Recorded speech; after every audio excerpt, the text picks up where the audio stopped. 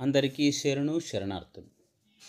శ్రీ కనకదాసుల వారి జీవితాన్ని గురించి మనం తెలుసుకుంటున్నాం. ఇందులో ముఖ్యంగా కనకదాసుల వారి యొక్క గొప్పతనాన్ని తెలియచేసేటువంటి సాహిత్య ప్రక్రియ ఏదైనా ఉంది అంటే అది వారి యొక్క కీర్తనలు అని చెప్పవచ్చు.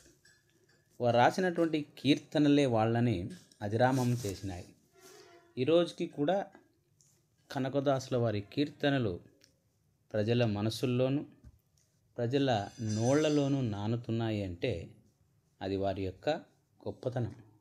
సరళమైన భాషలో ఉపమానాలతోటి సామాజిక సమస్యలని ఇతివృత్తాలుగా తీసుకొని ఒక పక్క భగవంతునికి భక్తితోనూ ఇంకొక పక్క ప్రజల్లో ఉన్నటువంటి అసమానతలపైన కూడా ఒకే సందర్భంలోనే కీర్తనల ద్వారా ప్రపంచాన్ని చైతన్యవంతం చేసినటువంటి గొప్ప వ్యక్తి మన కనకదాసుల వారు. మరి కీర్తనలు అంటే ఏంటో ఒకసారి మనం తెలుసుకుందాం. వాస్తవానికి పురాణ శ్రవణం కన్నా ఎక్కువగా లోకప్రియమైంది ఏంటంటే అది హరికథ, జినకథ, శివకథ. ఇవి మూడు కూడా లోకప్రియమైనవి. అంటే హరికథ కావచ్చు, జినకథ కావచ్చు, శివకథ. హరికథ అంటే హరి యొక్క కథలని చెప్పుకుంటూ హరిదాసులు వెళ్తూ ఉంటారు. మనం ఈ పండుగల్లో చూస్తుంటాం. సంక్రాంతికి ముఖ్యంగా హరిదాసు అందరి ఇళ్ళ ముందరికి వచ్చి ఆ హరి పాటలు పాడుకుంటూ వస్తుంటాడు అన్నమాట. అలాగే జినకథ అంటే జైనులకు సంబంధించినవి. శివకథలకు కూడా ప్రాముఖ్యత ఉన్నటువంటి కథలు అన్నమాట ఇవి. దీన్ని మనం కథా కాలక్షేపం అని కూడా కొంతమంది అంటారు. అంటే వినేవాళ్ళు ఎవరైతే శ్రోతలు ఉన్నారో వాళ్ళని భగవద్భక్తులని, చెప్పేవారిని దాసులని, తెలుగులో హరిదాసులు, భాగవతారులు అని చెప్తాం. ఈ పాడేవి ఏదైతే ఉన్నాయో ఈ చెప్పేవాళ్ళని మనము హరికథలు చెప్పేవాళ్ళని, శివకథలు చెప్పేవాళ్ళని దాసులు అంటాం. వినేవాళ్ళనే భగవద్భక్తులు అని చెప్పి చెప్తారు. ఇక్కడ భగవన్నామ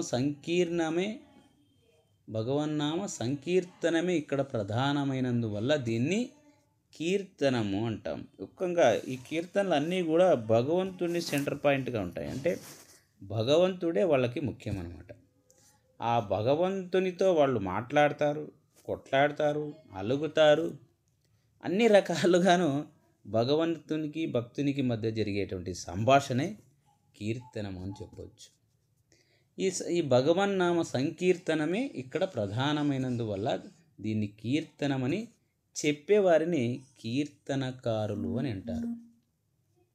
ఈ కళ చెప్పదగినంత ప్రాచీనమైనది అయితే కాదు. కీర్తన అనేది ఎప్పుడు పుట్టింది, ఎలా పుట్టింది అనే దానిపైన దీని చరిత్ర అయితే మనకు లేదు.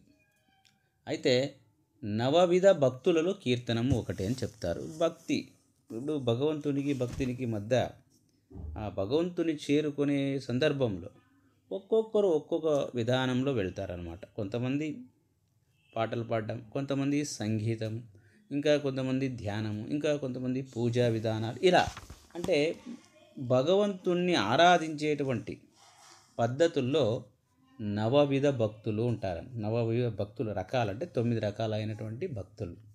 ఆ భక్తి మార్గంలో, ఆ 9 భక్తి మార్గంలో కీర్తనము కూడా ఒకటి అని చెప్తారు. అంటే ఈ కీర్తనము దాని ద్వారా దేవుని సేవ చేసే పద్ధతి చాలా ప్రాచీనమైంది అని మనం చెప్పుకోవడం జరుగుతుంది. ఈ కీర్తనలకు ఇంకొక పేరు దాస పాటలు అంటాం. దాసులు పాడిన పాటలని సామాన్యంగా కీర్తనలని, దానికి ఇంకో పదం దాసుల పదాలు, లేకుంటే కన్నడలో దాసర పదాలు అని చెప్పడం జరుగుతుంది. ఇక్కడ ఇవి ఎట్లంటే అట్లే పాడడానికి కానీ రాయడానికి కానీ కుదరదు. ఎందుకంటే వీటికి ప్రతి పదానికి కూడా రాగం ఉంటుంది, తాళము తప్పనిసరిగా ఉంటుంది. ఎందుకంటే ఇవి సంగీతం ద్వారా వచ్చేవారన్నమాట. కాబట్టి వీటిలో తప్పకుండా సంగీతం ఉంటుంది. కాబట్టి ప్రతి పదానికి రాగము, తాళము ఉంటుంది. ఇవి మూల కర్ణాటక శైలిని పోలి ఉంటాయి. తర్వాత హిందుస్థానీ శైలిలో కూడా ఇవి వాడుకలో రావడం జరిగింది. ఇక్కడ పల్లవి అనేది ఉంటుంది అన్నమాట. ప్రతి కీర్తనకు ఒక పల్లవి ఉంటుంది. దాన్ని పదగర్భం అంటాం. పదగర్భవంతు పల్లవి. ప్రతి పదాలలోనూ భావము లేదా సారార్థం అంటే ఇక్కడ ఈ పల్లవిలో ఈ కీర్తనకు సంబంధించినటువంటి మూల అర్థం ఏదైతే ఉందో అది పల్లవిలోనే మనకు తెలిసిపోతుంది. కొన్ని పదాలు అంటే కొన్ని కీర్తనల్లో అనుపల్లవి కూడా ఉంటుంది. ఇందులో పల్లవి యొక్క గుణగణాలు లేదా పరిణామము ఎక్కువగా వివరించబడిందనమాట. పల్లవి 1 లేదా 2 లేదా 4 వరుసలలో ఉంటుందంట.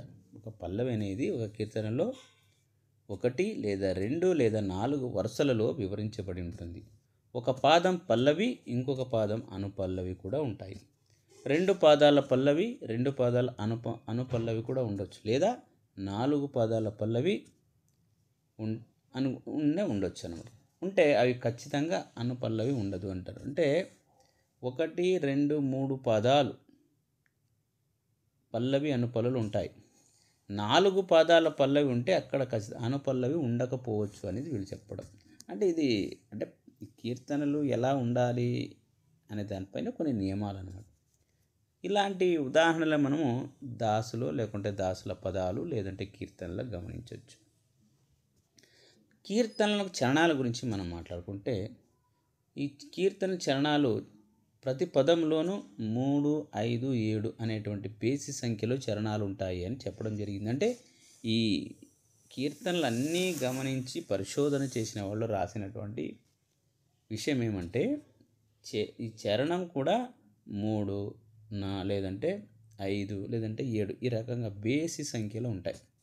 చివరి చరణంలో అంటే లాస్ట్ చరణంలో మాత్రం 3వ లేదంటే 4వ వరుసలో ఆ దాసులు ఎవరైతే రాసింటారో దాని అంకితనామం ఉంటుంది. ఈ అంకితనామం ఆధారంగా ఆ దాసులు ఎవరు దీన్ని కీర్తనలు రాసినారో మనము గమనించవచ్చు ఖచ్చితంగా. ఇప్పుడు పాదరాయలు శ్రీ పాదరాయలు వారు రాసినటువంటి అంకితనామం రంగవిఠల అని, వాదిరాజుల వారైతే హయవదన అని, పురందరదాసులది పురందర విఠల అని, అలాగే కనకదాసులదైతే కాగినెలె ఆదికేశవ, బాడాది కేశవ, కాగినెలయ రంగాని, ఇలా 3-4 రకాల అంకితనామాలు ఉన్నాయి. మిగతా వాళ్ళవన్నీ దాదాపు ఒకే రకమైనటువంటి అంకితనామాలు ఉంటే కనకదాసులకు మాత్రం 3-4 రకాల అంకితనామాలు ఉన్నాయని చెప్తారు. ఎందుకంటే ఆయన 2 గుడులు కట్టించాడంట ఆదికేశవునికి, బాడలోను కాగినెలలోను. కనుక ఆయన కాగినెల ఆదికేశవ అనే పేరుతో అయినా అంకితం నామం ఉంటుంది. ఇంకో దగ్గర బాడాది కేశవ, బాడాదాది కేశవ అంటే బాడా గ్రామంలో ఉన్నటువంటి ఆలయంలో కూర్చొని రాసేటప్పుడు ఈ అంకితనామాన్ని అయినా ఉపయోగించినట్టుగా మనము చెప్పుకోవచ్చు. మరి కనకదాసుల కీర్తనలు నేరుగా సమాజంతో సంబంధం ఉన్నవి. ఆయన తాను సంచారం చేస్తున్నప్పుడు చూసిన అనేక సన్నివేశాలు తమ కీర్తనల్లో ఆయన రాయడం జరిగింది. అంటే లౌకిక విషయాలని వస్తువుగా కలిగి పారమార్థిక అర్థాన్ని అభివ్యక్తీకరించే కీర్తనలు చాలా ఉన్నాయంట. అంటే ఇక్కడ గతంలోనే చెప్పినట్టుగా లౌకిక వస్తువుని తీసుకుంటారు. వస్తువేమో లౌకికంగా ఉంటుంది, అంటే మనం చూసేది, మన కళ్ళ ముందు జరిగేవి, మనుషుల యొక్క ప్రవర్తనలు కావచ్చు, కుటుంబ విషయాలు కావచ్చు, పారమార్థిక విషయాలు, ఏదైనా భౌతికంగా లేకుంటే మన కళ్ళు ముందు జరిగేటువంటి విషయాలను తీసుకొని వాటిని ఆయన తన కీర్తనలో ప్రతిబింబిస్తాడనమాట. అంటే విషయం అయితే లౌకికం, కానీ అర్థము పారమార్థికం. అంటే లౌకిక విషయాలు తీసుకొని వాటి ఆధారంగా పారమార్థికమైనటువంటి అర్థాన్ని ఆయన చెప్పడం జరుగుతుంది. ఉదాహరణకి ఇక్కడ చెప్తారు, ఒకసారి ఎక్కడ మన కనకదాసుల వారి కాలంలో ఒకసారి భూకంపం వస్తుందంట. ఆ భూకంపం గురించి కూడా ఆయన ఒక కీర్తనలో రాయడం జరిగింది. ఏమనంటే ఎలా రాస్తాడో చూడండి. ఏకే నడిగిదే తాయి భూమి నడురాత్రియుಳು అని ఒక కీర్తన రాసినాడు. ఈ కీర్తనలో ఆయన అద్భుతంగా రాస్తాడనమాట. ఏమంటే ఒక లౌకిక విషయాన్ని తీసుకొని ఈ భూమి ఎందుకు భూమి కంపించింది, ఎందుకమ్మా భూతల్లి కంపించావు అని చెప్పి ఆమెను అడుగుతాడు భూమి తల్లిని. ఎలా అంటే, ಉತ್ತಮರ ಹೊಟ್ಟೆಯಲಿ ಬಗುಳೋ ಸ್ವಾನವು ಹುಟ್ಟಿ ಹೆತ್ತವರ ನಿರ್ಬಂಧ ಕೊಳಗು ಮಾಡಿ ಅತ್ತೆಮಾವರ ಕೀರ್ತಿಯ ಕೊಂಡಾಡುವ ತಮರ ಹೊತ್ತು ಇರಲಾರೆನನುತ ಮತ್ತೆ ನಡಿಗಿದೆಯೋ.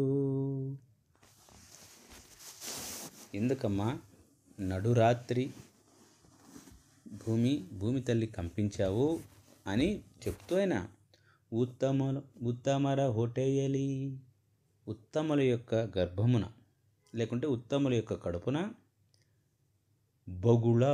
బగుళో స్వానవు అంటే బగుళో అంటే బాగా ఈ కుక్కలు అరవడం ఏదైతే ఉంటుందో అలా అరిచేది. స్వానం అంటే కుక్క పుట్టి, ఉత్తముల కడుపులో మురిగే కుక్క పుట్టి హెత్తవర నిర్బంధ కొಳగుమాడి, పుట్టిన వారిని అంటే మనం పుట్టించినటువంటి తల్లిదండ్రులని కన్నవారిని నిర్బంధానికి గురి చేసి అత్తె మావర కీర్తియ కొండాడు అధమర, అత్తామామలను పొగలేటువంటి అధములు హొత్తు మోసుకొని ఇరలారెననుతా ఉండలేనని మళ్ళీ కంపించావా అంటాడు. చూడండి, అంటే ఒక కంపారిజన్ చేస్తాడు.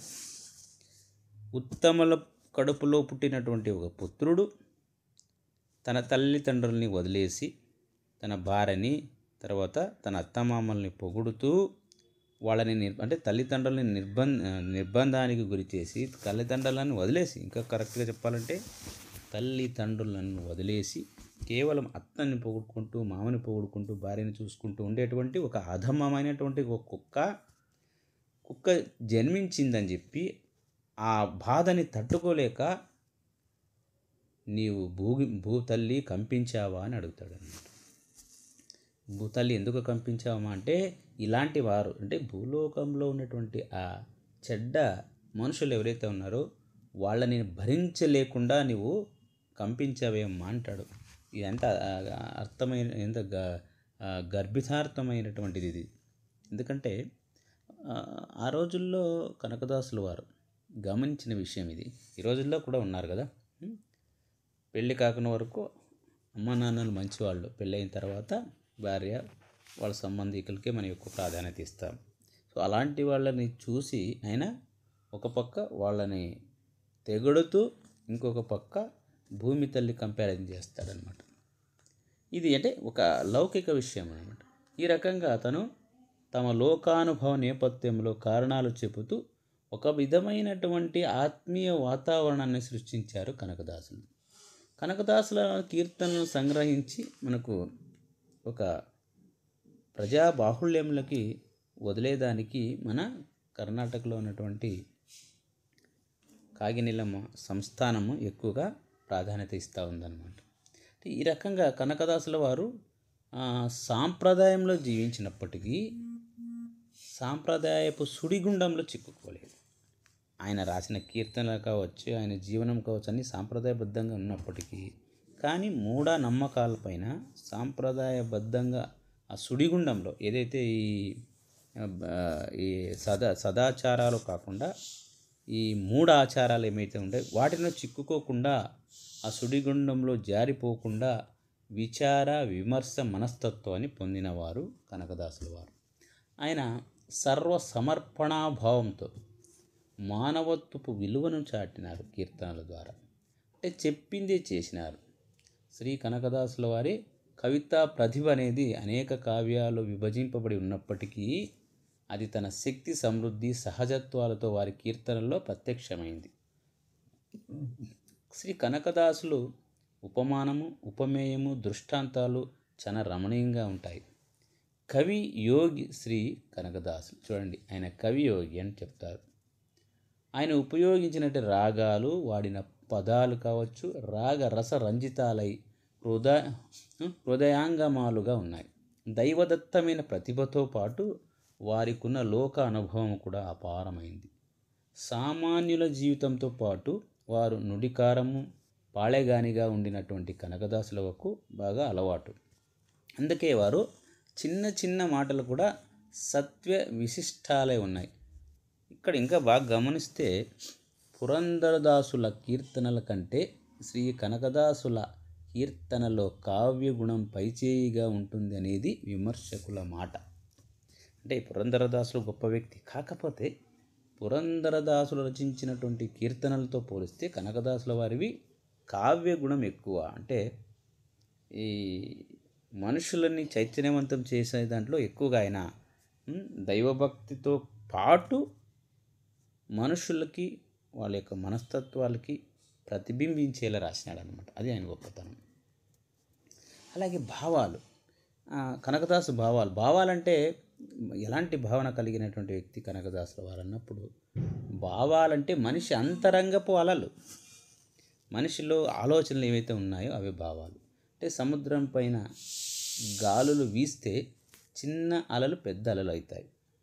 అలాగే వీణను మీటినప్పుడు అలలుగా నాదం ఎలా బయలుదేరుతుందో, అలాగే సందర్భానుగుణంగా మనిషి అంతరంగంలో వేరు వేరు భావాలు ఉద్భవిస్తాయన్నమాట. అలమటించిన అనుగ్రహించిన శ్రీహరితో ఎన్నో విధాల మానవ సంబంధాలను కల్పించుకున్నాడు భక్తుడు. శ్రీహరిని యజమానిగా, స్నేహితుడిగా, పతిగా, శిశువుగా భావించుకుని భక్తిని ప్రదర్శించాడు. ఒక్కోసారి ఈ అన్ని సంధాలను మరిచి శ్రీహరి దివ్య గుణ రూప మహాత్మ్యాలను కూడా స్తుతించారన్నమాట. ఇలాంటి సంబంధ కల్పనలను పంచభావాలుగా గుర్తించి వాటినే, అంటే దేవునితో భక్తునికి ఉన్నటువంటి అవినాభావ సంబంధం 5 రకాలుగా చెప్తారు. దాస్యభావం, సఖ్యభావం, మధురభావం, వాత్సల్యభావం, శాంతభావం. ఈ 5 రకాలైనటువంటి అనుబంధం ఉంటుంది ఎవరికి? హరికి, భక్తునికి. ఇదే రకంగా మన కనకదాసుల వారికి ఆయన యొక్క దేవునికి ఆయన దగ్గర ఉన్నటువంటి ఆ భావాల్ని 5 రకాలుగా చెప్తారు. దాస్యభావము, సఖ్యభావం. దాస్యభావం అంటే నీవు తప్ప ఇంకెవరు లేరని. సఖ్యభావం నీవు ఒక స్నేహితుడిగా. మధురభావం అంటే ప్రేమతో మాట్లాడడం. వాత్సల్యము ఒక మమకారము, లేదంటే వాత్సల్యం అంటే పెద్దవాళ్ళు చిన్నవాళ్ళు ఎలాగైతే ఒక మధురంగా వాళ్ళ సంబంధం ఉంటుందో వాత్సల్యం, ప్రేమ, ఇవన్నీ కూడా. శాంత భావాలు కూడా అనమాట. ఇప్పుడు ఒక్కొక్క భావాన్ని మనం చూసుకుంటే దాస్యభావాన్ని చూద్దాం. ఫస్ట్ ఈయన కీర్తనలు ఎలా ఉంది దాస్యభావం అన్నప్పుడు, భక్తుడు తాను భగవంతుని దాసుడనని సేవకుడనని చెప్పుకుంటాడు. భక్తుడు తాను భగవంతుని యొక్క దాసుడిని, భగవంతుని యొక్క సేవకుడిని అని చెప్పుకుంటాడు. ఇదే దాస్యభావం అంటే. అంటే మనలో ఉన్నటువంటి అహంకారం, మనలో ఉన్నటువంటి జ్ఞానం అంతా వదిలేద్దాం, అహంకారం వెళ్ళిపోవాల. అందుకని ఆయన కాబట్టి అన్నీ వదిలేసి అంతా కూడా ప్రేమ స్వరూపుడైనటువంటి పరమాత్మునికి తనను సమర్పించుకొని స్వసుఖాలన్నిటినీ త్యజించిన వారే ఆయన సేవ చేసి ప్రసన్నును చేసుకొని జగదాంతర్యామి అయిన భగవంతుని కృపకు పాత్రుడయ్యేటువంటి భావమే దాస్యభావం. దీనికి ఎదురు లేదు. ఎందుకంటే ఈ దాస్యభావానికి లిమిట్లెస్ అంటాం మనం. ఎంతైనా మొత్తం నీ మనోధన అంతా నీ జీవితమే శ్రీహరికి అంకితం చేయడమే దాస్యభావం అన్నమాట. ఇక రెండవది సఖ్యభావం అంట. సఖ్యభావం అంటే స్నేహితుల నడుమ ఉండేటువంటి బంధం సఖ్యభావం. మరి భగవంతుని కూడా స్నేహితుడిగా భావించేటువంటి ఒక ఆలోచనే సఖ్యభావం అని చెప్తాం. తాను ఆరాధించే దేవుడు తన చెలికానితో సముడని, నెచ్చెలి అని భావిస్తాడు. ఆ భగవంతుని సాన్నిధ్యంలో ఏమాత్రం భయపడకుండా చనువుతో ఉంటాడనమాట. భక్తుడు, భగవంతుడు వీరి నడుమనున్న చెలిమి చనువులు నిందాస్తుతులతో రమణీయంగా దాస సాహిత్యంలో కనిపిస్తాయి. భక్తుని ఆర్తభావానికి ఓయ్ అనే శ్రీహరిని కనకదాసులో నిందిస్తారంట. కొన్ని సందర్భంలో కనకదాసుల వారు దేవుని నిందిస్తాడు. మనం స్నేహితులను ఎలాగైతే నిందిస్తామో అంత సఖ్యభావంతో మాట్లాడతామో ఈ కనకదాసుల వారు కూడా అంతే సఖ్యభావంతో ఒక సందర్భంలో నిందిస్తాడనమాట. భక్తుని ఆర్తభావానికి కనకదాసులు శ్రీహరిని నిందిస్తాడు, ఉపాలంబనం చేస్తారు, పరిహసించి గేలి కూడా చేస్తాడంట కొన్ని సందర్భాల్లో. తిరుపతి తిమ్మప్పని అష్టైశ్వర్యాలను చూచి ఆయనను పిసినారి కూడా అన్నాడు. అంటే తిరుపతి తిమ్మప్ప అంటే మన కనకదాసుల వారికి చాలా ఇష్టం అన్నమాట. ఎందుకంటే ఆయన యొక్క కటాక్షంతో ఆయన వరప్రసాదం కాబట్టి ఈయన జన్మ. ఒక సందర్భంలో ఆయనని పిసినారి అని అంటాడంట. బందె ఒక కీర్తనలో చూడండి, ಬಂದೆವಯ್ಯ ಗೋವಿಂದ ಶೆಟ್ಟಿ ಇಂದು ನಿಮ್ಮ ಹರಿವಾಣ ಪ್ರಸಾದ ಉಂಟೆನಲಾಗಿ ಒಡೆದೆ ಮಡಿಕೆಯನ್ನು ಇಡದೆ ನಾಮವ ಮಾಡಿ ಕೊಡುವೆ ನೀ ಕಾಸಿಗೆ ಒಂದೊಂದುನು ಒಡಲು ತುಂಬಿ ಮಿಕ್ಕ ಅನ್ನವ ಮಾರಿಸಿ ಒಡಿವೆ ಗಳಿಸುವ కడులోబి శెట్టి అని తిడతాడు. అంటే ఇక్కడ వచ్చావయ్యా గోవింద శెట్టి, నేడు నీ పళ్ళె రప్పు అంటే పళ్ళెం ఉంటుంది కదా, ప్రసాదం ఉందని పగిలిన మట్టి పాత్రలను నామం చేసి కాసుకొక్కటిగా ఇస్తావు. కడుపు నింపి మిగిలిన అన్నం అమ్మించి సంపద గడించే కడు లోభివయ్యా నీవు శెట్టి అని చెప్పి ఆయన్ని ఒక కీర్తనలో ఆయన విమర్శిస్తాడనమాట. అంటే మందలించడం అనమాట. తర్వాత ఇంకా ఓ సందర్భంలో ఆరు బతికిదరయ్య హరి నిన్న నంబి తోరు ఈ ధరయొಳಗೆ ఒబ్బరను నా కాణే. ఇంకో సందర్భంలో ఎవరయ్యా నిన్ను నమ్మి బతికారో సుఖంగా ఒక్కరిని చూపించాయా ఈ లోకంలో అని చెప్పి ఇక్కడ కూడా ఆయన పైన కోపం పడతాడనమాట. ఇంకొక కీర్తనలో యాకలో రంగ నిన్నగింత నటనయ మాతు మా కాంతె కరిసిదరే భారదిహ పొగటు.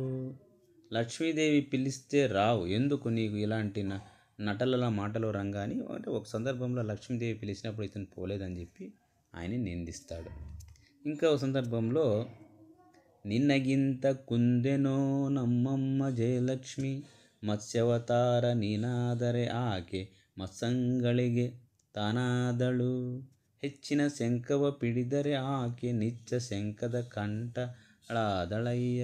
అంటే మాయమ్మ జయలక్ష్మి నీకంటే తక్కువేమయ్యా, నీవు మత్స్యావతారుడైతే ఆమె తాను మీన నేత్ర అయింది, గొప్ప శంఖాన్ని పట్టుకుంటే ఆమె కంటి అయింది అని చెప్పి, అంటే ఒక్కోసారి లక్ష్మీదేవి పిలిచినా కూడా నీవు వెళ్ళలేదు కదా అని ఆయనని నిందావాక్యం చేస్తాడు కనకదాసులు అని లక్ష్మీపరంగా శ్రీహరితో వాదిస్తాడు. ఇందులో కనకదాసులలో ఉన్నటువంటి స్త్రీవాద భావనలను చూడాలి అని చెప్తారు. అంటే హరిని లక్ష్మిని సమానంగా చూసిన గొప్పతనం శ్రీ కనకదాసుల వారిది. అంటే స్త్రీలకు కూడా గొప్ప ప్రాధాన్యత ఉంటుంది కీర్తనలోని. మళ్ళీ ఆయన శ్రీహరి ముందు అమాయకత్వాన్ని కూడా ప్రదర్శిస్తాడనమాట. ఇక్కడ చూడండి ఒక దాంట్లో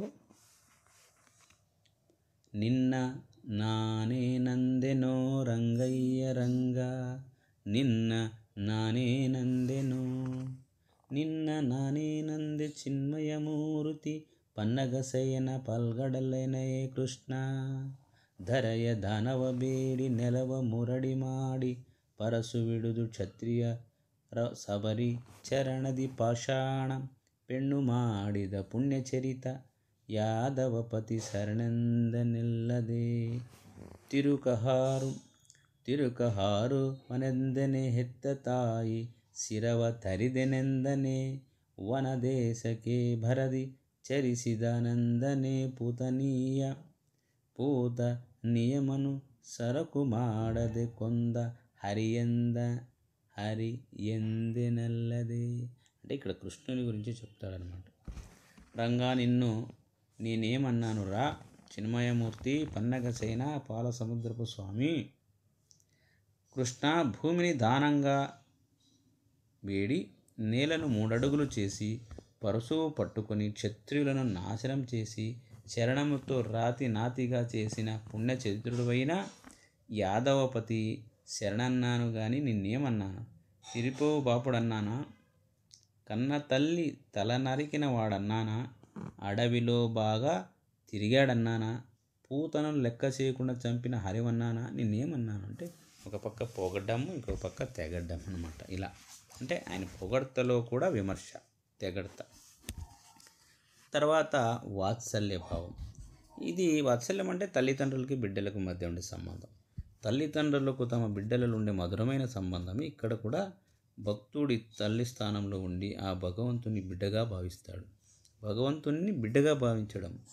భక్తుడు భగవంతుని పట్ల సంపూర్ణమైనటువంటి భక్తి విశ్వాసాలు కలిగి ఉంటాడు. ఈ వాత్సల్య భావం శ్రీ కనకదాసుల కీర్తనల్లో ఇలా కనిపిస్తుంది అంటాడు.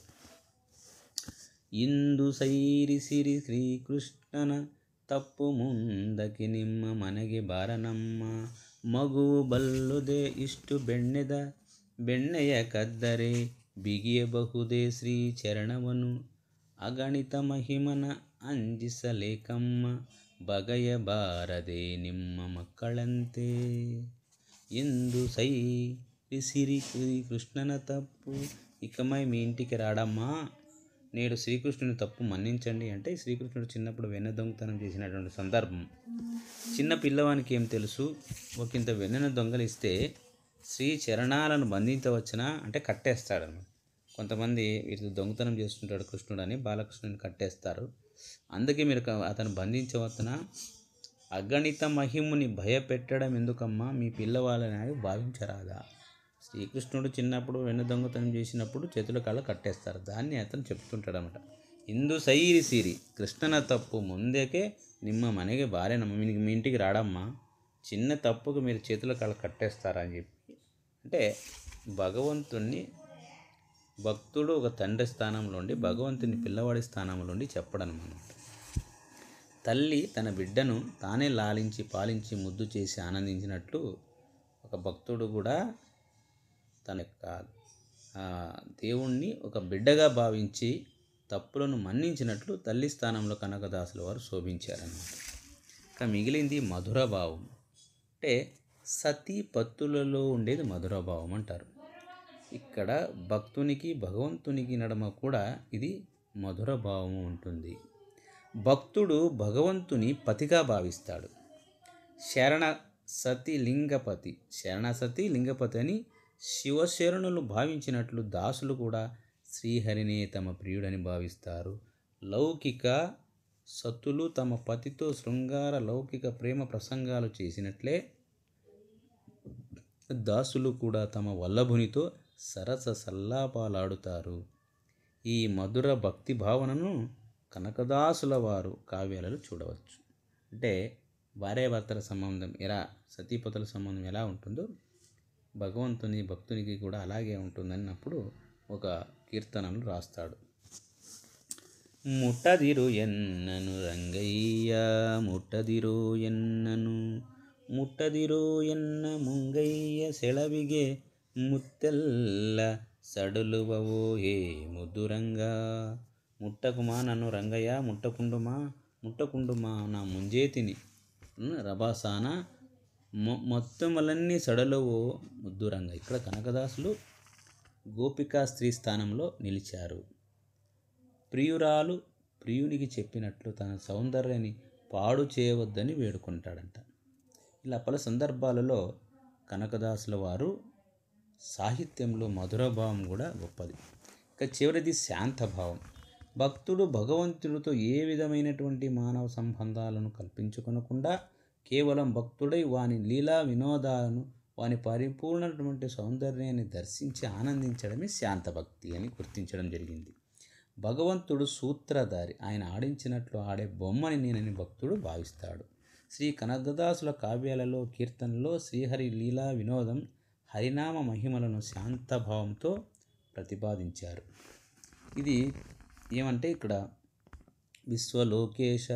విశ్వలోకేశ విమలైకమూర్తి విశ్వ ఉద్ధర విశ్వ జ్ఞానరూప విశ్వదొళ ಹೊರಗು ನೀನೆಲ್ಲದೆ ಬೇರೆ విశ్వనాటక సూత్రధారుంటే హరియే. విశ్వం లోపల విశ్వం బయట నీవుగాక మరేంటి, అన్ని నాటకాలు నీవే కదా అని చెప్పేసి అతని చెప్పడమే శాంత స్వభావం అన్నమాట. ఇది మన కనకదాసుల వారు శాంత స్వభావం అంటే ప్రపంచమంతా నీవే కదా కపట నాటక సూత్రధారి అని అతన్ని చెప్పడం అన్నమాట. ఇది శాంత స్వభావం అంటే ఉన్నది ఉన్నట్లుగా మాట్లాడడమే శాంతం. అతని పైన కోపము కాదు, మధురమైనటువంటి ప్రియమైనటువంటిది కాదు, లేకపోతే అతని పైన వేరే రకమైనటువంటి దాస్యభావము కాదనమాట. భగవంతుని ఉన్నది ఉన్నట్లుగా ఆయన యొక్క లీలల్ని పొగడమే ముఖ్యంగా ఈ శాంత స్వభావం లేకుంటే శాంతభావం. ఈ రకంగా మనము భగవంతునికి భక్తునికి ఆ మధ్య ఉన్నటువంటి ఈ దాస్యభావం, సఖ్యభావం, మధుర భావము, వాత్సల్య భావము, శాంత భావాలని కనకదాసు గారు అద్భుతంగా చిత్రీకరించడాన్ని మనం చెప్పుకోవచ్చు. మళ్ళీ కలుద్దాం మిత్రులారా. జై కనక.